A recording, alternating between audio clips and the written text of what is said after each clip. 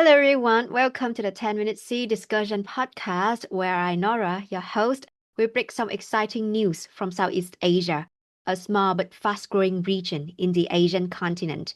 Now, let's stream into our 10th episode, ASEAN Through the Food Safety Hurdles. For this episode, it's my great honor to have the participation of our today's guest, Ms. Saint Yi Htet, founder and principal consultant of Global Food Safety Institute, assisting stakeholders to acquire the food safety certification and offering relevant workforce training, backing clients with necessary understanding for their food ventures. Welcome to the show, Saint. How are you today? Thank you very much for having me here. I'm fine, thanks. So, before we get into a more serious discussion, it is just part of my curiosity. I saw your LinkedIn profile that you first gained a degree in chemical engineering, but then you built a career immersing in various aspects of food hygiene. May I know what are the things that intrigued you to contribute yourself into this industry?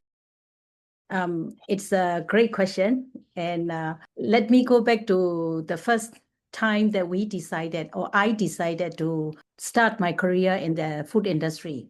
When I graduated from YTU, Yangon Institute of Technology with chemical engineering, I have a few choices to go into. One of them is food industry. So I joined a postgraduate diploma in food technology. And that is the beginning of my career. So right after the diploma in food technology, I straight away get into the food industry, and I'm enjoying until now. Okay. Since I have you here as a profile expert in food safety consultancy, I just want to share this information with you and have your thoughts on this. So, according to the Source of Asia, food businesses in Southeast Asia are rapidly growing with robust foreign investments and innovative trends.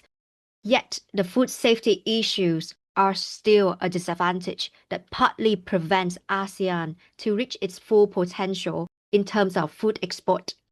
The UN reported that around the world, an estimated 600 million, almost 1 in 10 people, fall ill after eating contaminated food each year. And our region, the Southeast Asia, accounts for 150 million illnesses. How have different countries in ASEAN tackled this problem? What are the typical food safety requirements currently asking food businesses to comply with across the region? First, I would like to agree that food business sector in Southeast Asia is growing rapidly, and also on the point that food safety requirements in ASEAN region vary from country to country. Across ASEAN, each country takes a different approach. For example, Singapore is leading with a strict science-based regulation and mandatory food safety management system for a higher risk sectors. And Thailand, Malaysia, Vietnam, and Indonesia, they enforce good manufacturing practices, good hygiene practices, hazard analysis, critical control point, in short, HACCP, and strong export controls. While the other remaining countries, Cambodia, Laos, and Myanmar, they are trying to improve their regulations and capacity, but they face resource and infrastructure challenges.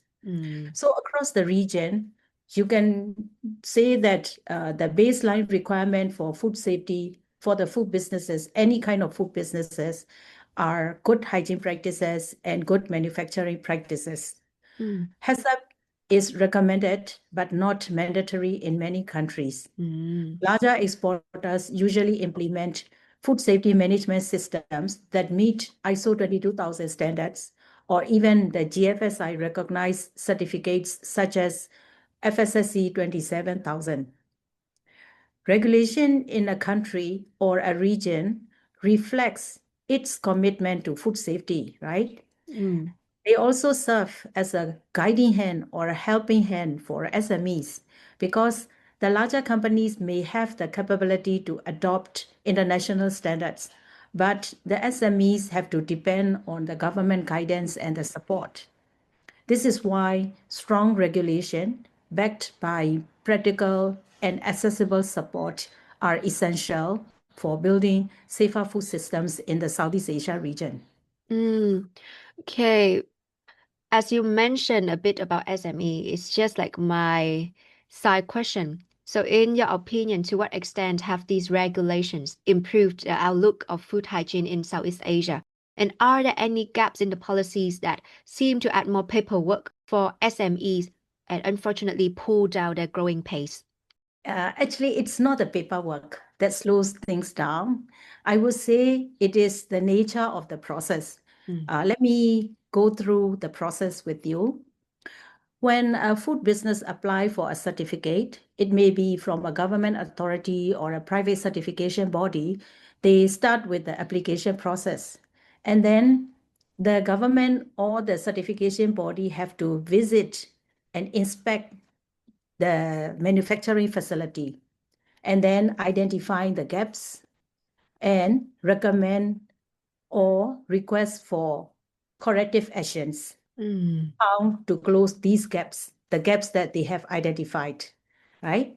And after that, the factory has to respond with the corrective actions. Only after the verification by the government or the certification body is completed, this can be considered a complete audit and the certificate or official acknowledgement can be provided. Each steps, like back and forth, it takes time. So that is the nature of the process that takes time, not the paperwork, I would say. I happen to know that previously you attended the FI Asia in Thailand, right? It was an event that gathered ingredient suppliers. So, were there any significant matters regarding the policy shortfalls or food safety shared by the ASEAN food businesses mentioned? I would say it's a global view of ingredients, not only the ASEAN, but at this particular exhibition, I noticed that there are many interesting ingredients. Nowadays people are more interested in well-being.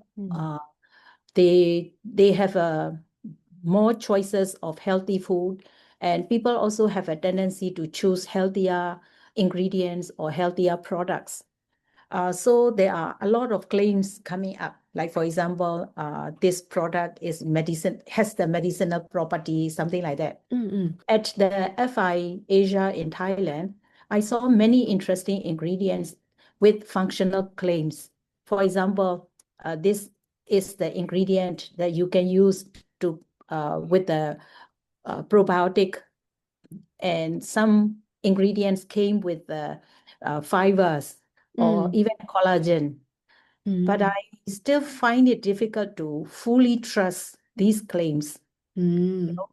Definitely, manufacturers provide data with a lot of facts, with a lot of evidences, but how can consumers or SMEs verify whether these claims are real or meaningful, right?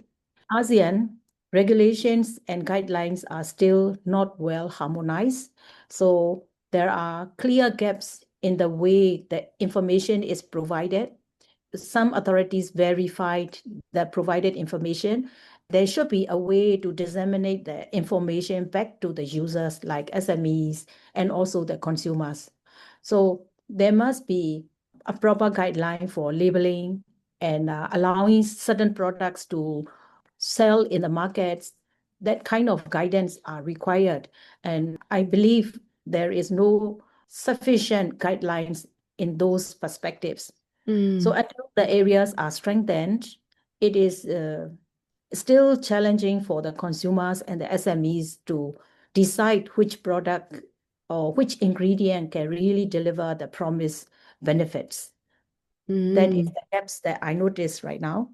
Okay, so as you're mentioning the gaps, it remind me to an index by ASEAN SME Policy 2024. Over 97% of all enterprises in ASEAN are SMEs, and food is one of the top three SME-dominated industries. Given that SMEs are still young in the market, it's common for them to face constraints at different scales. For SMEs, clients, or ventures seeking help at Global Food Safety Institute, What are the toughest phases that most food businesses have to walk through in terms of regulatory compliance? Or what do these ventures usually lack, which makes compliance more problematic for them? Is it because the businesses are too young, they are not ripe enough to have the capacities to handle such challenges? Or actually the situation really tough for any businesses of various seniority? And how has Global Food Safety Institute helped customize solutions to the problems? Thanks for this question. Naturally, the needs for SMEs and then multinational companies are different.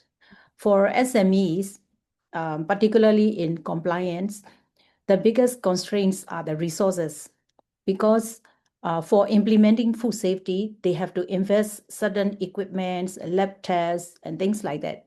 And also, they have to invest money in achieving the certificates. So let me give you a simple example. For an SME to provide food is cooked properly, the business have to invest in the tools like simple thermometers, and it must come with a regular calibration of this thermometer so that the business can prove the temperature they are measuring is accurate. That comes in the cost. And on top of that, they also need to budget for training and certification fees. So the first challenge is the fund, having enough fund for implementing food safety management systems. The second major challenge is people, because effective food safety and quality management systems require staff with technical foundation and strong understanding of their own products and processes. So building this capacity takes time, patience, and continuous coaching. These are the two major challenges for SMEs whenever they want to achieve a food safety certificate or even implementing the system. So my approach for supporting SMEs as well as the MNCs is client first. Because for SMEs, they need to comply with the standard and they need to get the certificate. So we focus on helping them meet the exact standard they want to implement. There are some baseline hygiene and safety requirements that no business, including SMEs, can overlook. So we ensure that they meet these standards clearly and confidently. That's for SMEs. For MNCs, the goals may be different. Some MNCs already have their certification, but they want to be the market leader. They want to lead the market by having better compliance, better practice. So they want to strengthen food safety culture for their organization. In those cases, we will partner with them to elevate their system and their people's capability to the level they want to implement, how far they want to go, what is the way they want to lead in the market. So depending on their requirements, we work with them. So I would say the gaps are different, the requirements are different, and our approach is always client first. So one last question from me at the bottom line. What is your advice to the potential entrepreneurs who are determined to build their food ventures? Besides building a strong finance, good business plan, and market research, what else do they need to prepare in order to smoothen out their entrance to the market? Sure. I would like to raise awareness on the importance of food safety compliance and innovation in a way product development. First, food safety is not only about the compliance. It works like a passport, you know. So you have a strong passport, you can enter more countries, even more stricter countries, right? Yes. The same way, a strong food safety certificate allows your product to enter bigger markets or better markets, probably with better profits, right? So food safety compliance is not only about the compliance, it's also work like passport to new markets. Mm. And second thing, innovation is also crucial. I have seen many successful family businesses. They became outstanding business among all the competitors because they know how to use innovation as a tool to differentiate their products from the crowded market. So let me share an example from Myanmar. Mm. We have a specialty dessert called Tomo. Mm. The center of this particular product is Mandalay at the center of Myanmar. And among all the Tomo producers in the market, there are many producers, but one family business stood out by creating new products. Like it may be new ingredients, it may be new texture or new flavor, or some of the products with higher, healthier ingredients. So innovation helped them to differentiate from the market, and they are really very different with the rest of the products. And now they become the icon of the industry. People go to Mandalay, they buy this product as a gift for family and friends. So in summary, I would say food safety and innovation are key to success for particularly for the smaller and newer food businesses. I would say so. Yeah, I totally agree with you. Yes, food safety, food compliance, and innovation, they are like strong passport help you to enter any strict market. And yes, the younger you are, you better focus on these foundation to build a bigger businesses. So that was a very long but nice chat with you, Saint. It's my pleasure to have you here with me today. Thank you so much for the thoughts you shared. I hope that we'll have more chances to talk again and wish you all the best to come. Thank you so much and Thank you for having goodbye. me. Thanks. Bye Yeah, bye. bye. So that's the end of today's episode. I hope you enjoyed it and found the news interesting. For your convenient reference to further details of the news I mentioned, please find the links to my blog page in the description, where I have compiled all the related information. If you have any questions, or you want to discuss more on what I shared today, please leave your comments below. I would love to talk to each of you more as well. You can search for more episodes of this 10-minute C discussion podcast on Apple Podcasts, Spotify, YouTube Podcasts, and my own blog page. Thank you for listening to today's episode all the way to the end. And I hope to see you again in my next episode of 10-minute C discussion, which will be released soon. Once again, this is Nora, your host. Thank you so much and goodbye.